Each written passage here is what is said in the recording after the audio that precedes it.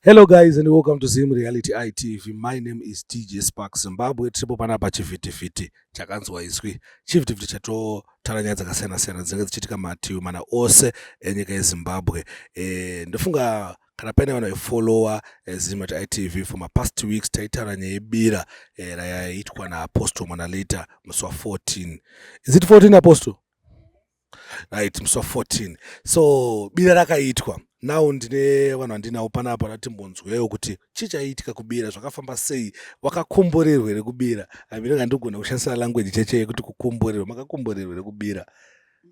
Saka ndine family yandinayo muri yeZimbabwe, da kuti timbotaura naye, timbodiscuss naye, timbonzwawo kuti zvaifamba sei kubira. Saka ndichatanga totanga negender ndini, totanga nekuno kwandini.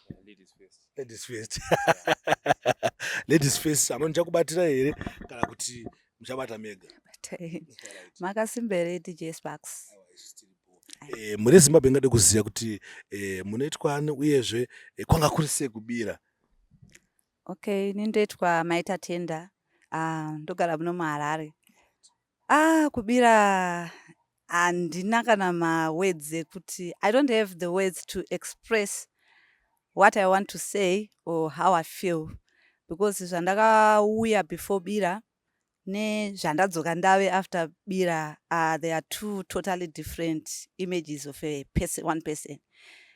Kubira ndingangoti takakomborerwa, takafara, takadzikinurwa, takabatanidzwa, because we were a family yekuti mumwe nemumwe anga akuita mazvake but kuburikidza nebira takutogona kutotaurirana pamafoni, kutomhoresana, tichitoudzanawo kuti tinonamata sei. But chikuru ndoda kutenda kuti Mwari nevadzimu edu vakatisanganisa naApostle Monalita kuti tive zvatiri nhasi uno, tichifara takasungunuka. Seni ndiri munhu wekuti I was just a loner, ndaingozviitira zvinhu zvangu ndega, but ko zvinoda kutoitawo nyaya nevamwe ndakutoseka. And after bira, before bira, I was a person who was feeling heavy. Ndiri munhu wekuti hasha, you name it. But iko zvinezvi after bira ndiri munhu akufira light, ndiri munhu ango happy, and ndiri munhu spiritually prayerful and mentally ndamunhu wekuti mindset yangu chaiyo yatochinja mafungiro kuburikidza nema-teachings mamwe atinopuhwa naApostle through ma-WhatsApp groups avo. And isusuwo pabira pacho tichifara kudaro titoriwo nezvatiri tichidzidziswa, takadzidza zvakasiyana-siyana, even kugarisana nevamwe chaiko, matauriro chaiwo. Handingangoti takadzidza zvakawanda. Alright, tingotanga tambonzwa mumwe nemumwe angoshiwo experience yake panapa kubira. Ndofunga muri Zimbabwe manzwa Maita Tenda uchitaura kuti wanga wari munhu wekuti hawaisataura nevamwe, but now wakutota se wakukwanisa kucommunicate nevamwe zviripo, which means as a family makukwanisa kutotaurawo nyaya through bira. Alright, kitimbonzwa mudhara kuti experience yawo after bira yanga yakamira sei. Muri sei mudhara? Ini ndakanaka mudhara, ndofunga muri kuona kuti ndakanaka. Zvokuti ndowisha ndisina tombopotsawo bira. Kwanguri sei? Kubira haikwa kwakuri hevi. Saka anyway dzamukataura pamusoro pebira. Vakatadza kuuyawo zvavo ka, anongoti vakaruzirira. Because haiwa ini pache zvangu ndakakomborerwa. Zvinhu zvangu so far even kuna mudhara wangu ndasina zvakawanda zvekutaura nomudhara wangu, but zvinenge zvachinja. Ngatimbonzwe panext namama. Kuti mungotitsanangura kuti kubira kwanguri sei, experience yamakawanawo, uyezve ndo first bira renyu ramakatanga kuatenda kati before makamhenge muchiatenda mamwe mabira.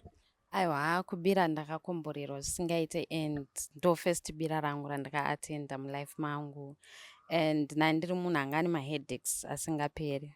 Even nezvi ndiri kungonzwa hangu kaheadache, but zvasiyana nezvandaimbonzwa. Zvaadvise vangu vasati vakamboenda, ngatiendei kumabira anoteera next. Right, guys, it seems as if panapa kana uchingosina kuenda kubira ndiwo watosara. Ndiwo munhu watosara, ndo ndikuona panapa. Ngatimbonzwe kusaidi kwanguri sei kubira. Kubira kwainakidza, kwanga kuri right zvekuti. Zvokuti takatonzi mangwana kune rimwe bira munotobatika. Tinodzoka tokoka vamwe futi nekuti raikomborera. Right, muri panapa da kuti tara chinhu I know kuti obviously zvinoitika muupenyu tinosangana zvinhu zvakasiyana-siyana mukati muupenyu. Da kunzwawo imimi zvamakasangana nazvo muupenyu zvakazoita kuti musvike pakuti inini ngatimboende kubira sefamily timbokwanisa kuona kuti tingagadzise sei family. Chichainetsa mama chakaita kuti muzosvike pakutsvaga Apostle Monalita? Isu mumhuri medu maamine dambudziko rekuti ndingangoti mweya kwakuine zvinhu zvakaitika kare before isusu, before vana baba vedu nana mai vedu, saka kwakaparwa mhosva dzakaparwa kudhara, asi takazodziziva. Tadziziva takaenda kwakasiyana-siyana, takafamba machurches, takafamba kupi nekupi, tikasvika panguva yekuripiswa. Muchinge maripa muchiti mapedza, maigona kuzongonzwa kuti chinhu chamakaripisa chachona ichoyo chafa, kana kuti pari kudiwa zvakati. And kana pakunzi munoda kuita zvinhu, mari yacho yaita kutiza chaiko kwekuti munotadza kuita zvinhu izvozvo. And then urwere chaiwo waiti ukabva pana nhingi woenda pana nhingi woenda pana nhingi, zvokuti unonyatsoona kuti pattern yacho iyi it's not normal. And vamwe vakasvika panitori ne1 of us asipo hake akasvika pakuzvisungirira chaiko. And ukaona panhu paakazvisungirira pacho panhu pekuti munhu unokwanisa kutoti ukamira on tiptoes unogona kubata paakazvisungirira, but akatopotsa atofa. And kutorasika njere chaiko kwekuti munhu unogona kubuda mumba wakashama uchingoenda kwauri kuenda usingazivi. But kukudza yaiko zvinezvi, ndane about 3 days ndataura nemunhu wandiri kutaura naye, wekuti munhu angangozvitira zvinhu zvake zvanandichareva zvozvo, wekuti munhu anenge angoti rega ndizviraramire nemhuri yangu. But kuburikidza nebira, aiwa ndiri kuona kuti zviri kutambanuka. And zvimwe zvinhu zvanosanganikwa nevanhu zvaunongofunga kuti zvinhu zvinongoitika nemunhu wese, zvekuti unogona kuti waita kana deal rako, kana kuti warima, kana kuti waita sei, unongoona zvinhu zvese zvatsva mumunda, kana kuti seninini ndinomborima kwandorima. Umwe musi ndakaona garden rangu rese rakadyiwa nembudzi, asi ndakaisa fence, ndakaisa gate, vandakashayiwa dzakapinda nekupi. Zviya zvekuti unenge uchiexpecta kuti ndikuda kuti ndikohwe, but unenge uchitongoona kuti zviri kungondirasisa. So isusu kuzozivawo Apostle Monalita takaudzwawo nevamwewo vari kunze kwenyika vachitoti vanhu kuno uku vari kupa matestimonies nemunhu anonzi Apostle Monalita, tsvagai munhu uyu. Bva vatitumirawo muWhatsApp groups avanga vari vachiona matestimonies evanhu. So ini ndibva ndatumirawo mva ndapinda. I think after 2 days ndapinda ndokusvika kwandakaita panapa. And kusvika kwacho zvazviri zvekutomanikidza zvekuti ndotofanirwa kutoenda chete, but zvine zvichiramba. Asi takazoonekwa tasvikawo nhasi uno tichitoshuwirawo kuti ndichazoitawo testimony yakadai. Asi nhasi tiri kutopawo testimony zvekuti kana zvamambobvunza kuti mangwana pakanzi bira ririko, aiwa nezuro kunenge kwatoo kudhara, tichida kuti tinge takatoya nezuro tagarira pai pedo. Right. Obvious chinoitika nje kuti munogona mune dambudziko ramaisangana sefamily, asi mumwe magona ngane kapersonal dambudziko kanga ainako. Saka tichambonzwawo kana mudhara kunzwa kuti havanoerekawo kadambudziko kanga ainako kwaunonyatsoona kuti unge zvefamily zvakaitika zvakafamba, whatever zvaitika zvakafamba, asi inini ndine kadambudziko kanga ngandinako kandakaona mudhara. Hapana here kanga kadambudziko nazvimwewo zvaungade kutaura maybe pana zvasiyiwa namama kuti zvamaisangana nazvo, but after bira mukuona kuti pane change? Sina mataura namwe pekutanga ina wangu tasinganyasowirirana zvakanaka. Anditi pane kuchinjana kwatakaita mashoko ninhau yeshamwari. Anditi saka patakaenda kubira pane zvandakadzidzawo, zvandakaonawo kubva ndingangoti kubva ipo paya, kubva kubira ndakugona kutaura namudhara wangu izvezvi. Hata kutotaura zvakanaka, zvai zvakatodarika. Makadzidziswa kuremekedza vadzimu wenyu, because mudhara mudzimuka ngoti anenge achirungochiripo. Saka muri Zimbabwe ndofunga muri kunzwa nyaya iri panapa, tatichingonzwewo because ndiri munhu wekuti patakatanga kutaura naApostle Monalita pachitaura nyaya yebira, ndandine shungu dzekuti ndisvike, but because of zvinhu 1 2 3 zvakanitadzisawo, but ndandine shungu futi dzekuti ndinzwewo vanga variko kuti zvaifamba sei kubira. Pane any change here yaunonyatsoonawo mukati meupenyu hwavo kuti no pane change yakaitika? Sisi amen, pane mwe change yamakaonawo here? Matara zvese kudhara kogu mama taura kudhara. Alright. Nini personally ndandiri munhu aigara achifunga stereke.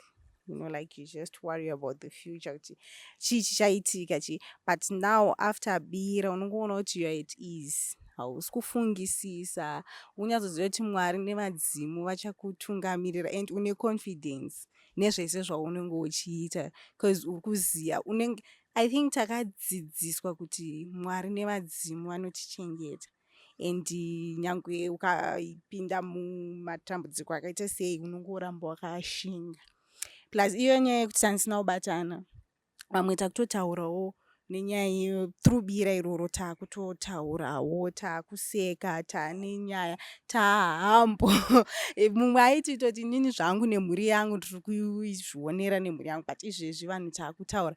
Even pfungwa chaidzo dzakaita kakuvhurika, kutoonawo mabusiness ideas ari kutoramba achistoma chichichichi. Saka ya Right, iri bira ira umwana. Next time ndifanira ndiri kubira. Boys as my business ideas akuti achiuya. Boys ini mona problem ndakaona chitika muZimbabwe munomu. Aisini start kana chi pachota to vazhinji vatambudzika kana vachitaya zvekuita inyaya ma business ideas. Saka hatina ma business idea. Zvodini zvinhu ndakatonzi naSparks pane 100,000 akuitei. Ndiko ndakatofunga kuti bhima ndakasakana itodas. Saka nyaya dzema-ideas ndo nyaya dzoita kuti vazhinji vatadze kuita something. I'm so happy kutaura nemi muri. Munozoti muri yekwani, but still muri yenyu. I'm so happy kutaura nemi. And amene kana pane mamwe mawords amuda kuudzawo muri yeZimbabwe, like advice amuda kuudzawo vamwe vanhu vari kutanga kunzwawo nhasi nezvebira, vakutanga kunzwawo nhasi zvekuti Mwari nemudzimu zvinogona kuchengetai. Munowo here advice amuda kuvaudzawo, like vanofanira kutosei vakanzwa next time vachinzi no kune bira ririko kana kuti vadzimu naMwari vari kundichengeta. Any advice? Ini chandingada hangu kukurudzira ruzhinji rweZimbabwe nepasi pese vari kunzwa rurimi rwandiri kutaura, kuti usafa wakarasa Mwari wako, usafa wakarasa vadzimu wako. Nekuti zvimwe zvinhu tinoita mukusaziva, zvimwe mukuziva, zvimwe tinozvitsvagira tega. Zvimwe unoona kufunga kuti wakarayiwa but unenge wakazviroya wega. Asi chandokurudzira ndechekuti ziva kunamata stereki, and ziva kuti une vadzimu vanokuchengetedza. Sezvamamboreva kuti baba namai vako, uye uriwo unenge mutemo wokutanga chaiwo mubhaibheri kuti remekedza baba namai vako kuti mazuva ako panyika akuwandire. Saka unoona kuti zvinezvi takungoti vanhu vetime yeteknoloji wati taakurasa tsika dzedu nemagariro. Asi chatisingazive ndechekuti ivo vadzimu vacho vamwe vatinei tichituka tichiti handinzwai nevadzimu ava ndovakatanga kuziva Mwari, ndovakatanga kuziva nyadenga.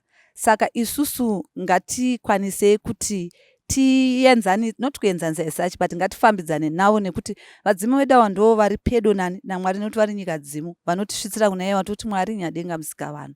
Saka ndinongoti, and next time kukashedzerwa bira iri, munhu ingounzwa kazil kekuti ndoda kutoenda because upenyu hwako unoita se unochinja. And as for me, I don't know mamwe family members angu, now this is my bus stop, handa kungwa ndichaenda, ndakuziva zvekuita, ndakuziva manamatiro, ndiri ndega kumba ikoko nemhuri yangu, ndakuziva zvekuita. Kana ndikangonzwa kuti kune bira, ndakutounganidza tuntu wangu tinenge tuchidiwa, touya toita bira, tofambidzana nevamwe pamwe chete. Nekuti you never know kuti bira, the last one ratakanzwa vamwe vachipa matestimonies, nezvakaitikawo this time pamwe zvakatosiyana. Then pamwe next time pane zvichaitikawo ndichazarurwawo nerimwewo divi, like zvana ndichikudzai ndiri munhu awas alone, but pamwe next time ndinoenda nezvimwewo. And inini ndiri munhu wekuti I'm so gifted, maoko angu ndoita zvakasiyana siyana, but zvino zvanga zvasungwa. Asi pfungwa twashataurwa kuti business ideas, ndakutofunga kuti rega ntange business rangu rekugadzira maflip flops aya, rega ntange kugadzira maclutch bags angu eAnkara, rega ntange kuruka mabags angu, zviri zvinhu zvanandaisa ukoko, but pamwe ari kuita mari nazvo. So ndiri kuona kunge pfungwa dzangu dzakavhurika. Saka nenjishuvirawo kuti vamwewo vane matambudziko akasiyana siyana, ndinoona kuti dai vanga vabata Apostle Monalita nevavanofambidzana navo, upenyu hwavo unochinja. Mashoko makukutu. Ngatiomberere maoko.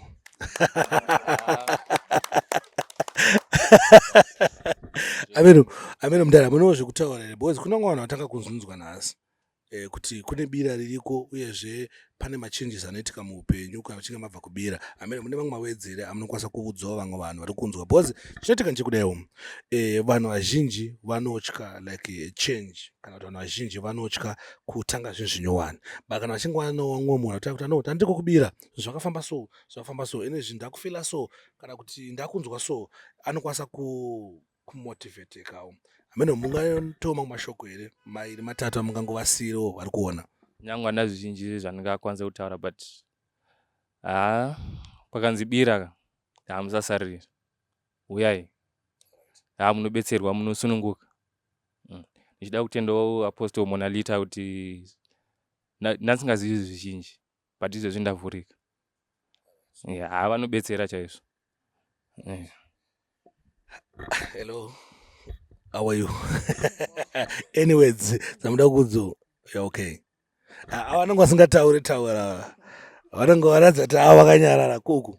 Anyways, like kuna vamwe vari kukuonewo izvezvi vane shungu bozi vanhu vazhinji kunyanya imi ndibatira nyaya yemabusiness ideas anenge kuti unotokafunga chinobva but chavandirwa ubva wachidismissa ubva wafunga chimwe chinobva kana kutotadza kutofunga an idea bozi indiri wani munhu wekuti dzimwe nguva ndakatonzi chibaba paita 1000 panapa toita sei takagaya kuti ndiyazvoda mupfungwa dzangu muri blank saka which means an advice amukwanisa kupiwa vanhu vakaita sevavo vanda kuzoya kubira. Well, advice ndeyekuti mukanzwa bira uyai kubira nekuti you never know pamwe pfungwa dzenyu sange sezvambotaurwa kuti nezvakaitwa kudhara pfungwa dzinenge dzakatsitsirwa dzakaiswa mumabhasiketi chichi so ukanzwawo bira unongouyawo you never know chichavhurika nemadhozi akaipa achavharika patime yacho. Alright, no problem. Inini ndoda kuti ndiede because vanhu tsvagai kumasocial media ikoko even pavanenge vachiteedza slay media yedu iyi vatsvage maplatforms ana apostle Monalita. Maplatforms vavo anobatsira unowana zvakasiyana siyana. Kune vamwe vanhu vanonyara kuenda pane vamwe vanhu but isusu takatotangoti totarisawo kuyoutube tichidi kusvika tazopinda mawhatsapp groups tichiteedzera minamato yavanotumira uchitonyatsoona kuti usati watombosvika panzvimbo unotoona kuti there's a change uri kumba ikoko. Unobva wanzwa kakuda kaike kuti what more ndikanosvika panzvimbo. So ndozvana ndichareva kuti like me ndakaudzwa nevanhu vari kunze kwenyika vachiti imimi shuwa mune munhu ari kubatsira vanhu murimo muZimbabwe muHarare momo imbendai munotsika panzvimbo. Saka ini nekutsika kwandakaita panzvimbo haiwa handakuwana zvidhafu and ndinofunga next bira I will be having a big testimony. Thank you. Right, muri Zimbabwe zvataurwa panapa vane nzeve dzekunzwa anzwa and anenge achifollowa apostle Monalita akasununguka kuwabata panamba dzavo dziri kubuda pascreen apo then for ma-updates like minamato akutaura kunzi vanotumira minamato pamawhatsapp groups avo uyezve vanozoronga mabira makasununguka kuwabata panamba dziri pascreen apo but for now I think ndisuppose kumbotaura futi naapostle Monalita pamusoro penyaya iyi timbonzwewo kuti zvaifambawo sei kubira because tanzwa family panapa ichitaurawo maexperiences avo nemachanges avakakwanisa kunotisa through bira panguva diki diki raitika bira iroyi because bira rakaitwa musi Saturday but now it's Saturday so pane week handiti pane week but still vakutonotisa machanges saka tofanira kuti timbonzwawo kuti vamwe vari kuti chii pamusoro penyaya muri Zimbabwe handikwanisi kuti thank you for watching because asindataura nani naapostle Monalita ndisuppose ndinzwe apostle Monalita ndinzwe kuti vari kuti chiyo pamusoro pebira iri saka guys getimboende timbononzwe apostle Monalita.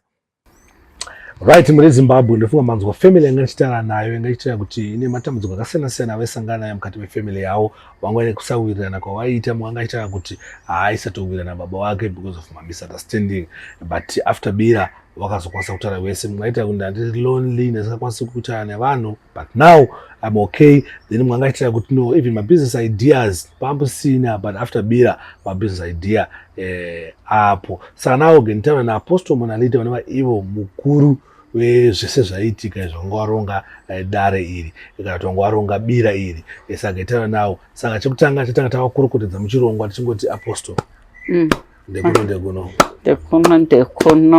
makadi DJ Sparks. DJ Sparks vanofara. DJ Sparks munomboti makadi vanodzoka ini DJ masikati wakafunga kudzinga. Vanongodzoka je. DJ Sparks vanodzoka. Apostle last week kwakune Bira rakaitika and a few weeks apfuura taita no vanhu ngauya kubira so ndaida kuzoona vanhu vakauya kubira ndizoona nyaya dzavo kuti zvaifamba sei. Pana vanotaura navo vamwe vachitaura kuti ivo vaisakwanisa kuwirirana ivo pachavo sefamily but now wakuwirira. Ameno mungataura kuti zvii zvainge ichiitika mufamily? Okay. Family iyi yanga yakango ndingati munona devil anoparadhanisa muri sekuuya kwaakangoita to kill, to destroy and to what? And to what? Kuparadza. Kuuya kudestroy nekuparadza. Kuuraya.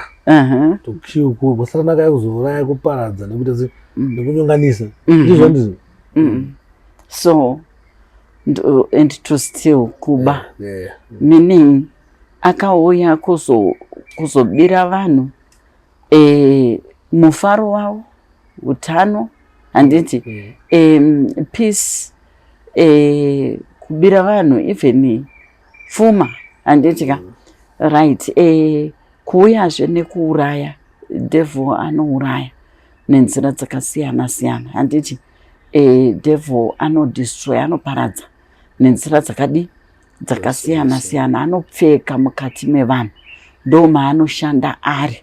Saka imhuri yanga yakaisirwa mhepo iyoyo yekuti vasabatsani vasarongere chinhu pamwe chete handiti uyezve zvakare urwere chaihwo handiti zvezvekuti umwe anorwara umwe paari kunoita right umwe akurwara zvakare uye vanhu vanga vakatoiswa spiriti yeurombe wese pasina ari kuita sei ane chaari kuita mukati muupenyu.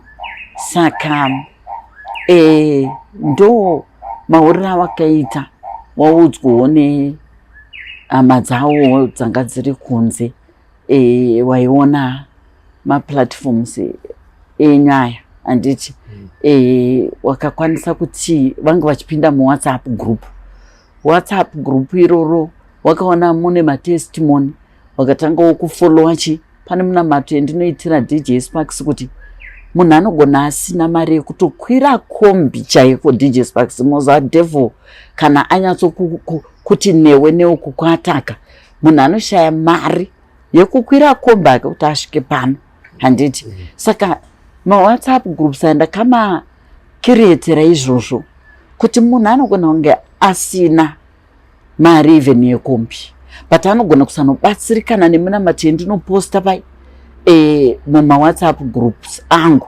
ndichiinstructor shandisai so. Saka minamato iyoyo idzodzo hama dzavo dziri kunze pavakatoshandisa minamato iyoyo vakatoona vamwe vacho vanga vasina mabasa vatowana mabasa ndo zvakazoita kuti wakwanise kufonera hama dzavo dziri kunoti vanhu vedu veka endai kuna apostle ava chimbopindai mugrupu ravo WhatsApp group mona zviri kuitika imomo ndokuzosimukawo wakaitawo vari mhuri iri kunoku vachiita sei vachiuya vamwe vacho nhasi havana kutokwanisa zvavo kuuya vana tete vavo because vanga vakawanda. Saka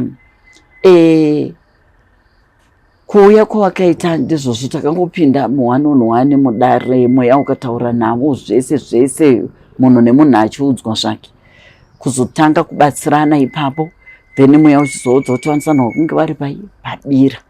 Saka vachizouya pabira iroro rakapfuura remusi wa14 October vakasunungurwa zvakanyanya. In fact takatosvika mubira macho ongova nematestimony handiti ekuti taakucommunicata then zvakatozotowedzera unity mukati medzinza mukati mefamily after bira manje pane kubatana communication yakakura nekuti pabira tinge tichiita zvese counseling, teaching, deliverance and healing zvatinenge tichiita ipapo handiti impartation dzevanhu vane zvipo zvakatsikwa handiti. Saka tinenge tichisimudza kuti zvipo zvevanhu ngazvisunungurwe, nokuti chipo chako kana chakatsikwa hauna chaunoita mukati muupenyu, right? So ndosaka maona vachinopupura zvese izvi zvaakuitika, uye kuglowa ndokwandanyanya kufarira pafamily, kuglowa kwakanyanya, nokuti vese vaita kunge vanhu vachembera hamene kuti kumakore mangani mweya yavanga vakapfekedzwa isina kunaka pavari. Asi ndafara ndichiona kuti vese aiwa vari kupenya, vari kuglowa, kuratidza life, kuratidza upenyu. Yes. I think mama yatsopindura zvandanzwisisa zvokuti handisisina kana mamwe makwesheni ekuti titaure pamusoro pefamily iyi. Ndizvo zvandati nzwisise zvedu mune Zimbabwe. Ndofunga manzwa zvazvitaurwa naApostle Monalita pamusoro pefamily yanga tichitaura nayo pekutanga ya. Apostle Monalita kutendai ndine imwe family friend nditaure nayo, saka ndogona kuzoya futi ndichitaura nemi ndichinzwisiwa kuti family iyo makaibatsira sei. Saka mune Zimbabwe, thanks for watching, thanks for supporting Monalita ITV. Don't forget to subscribe our YouTube channel Monalita ITV, so that anytime patino upload something brand new, unowa notification inosvika kwauri. Wayo.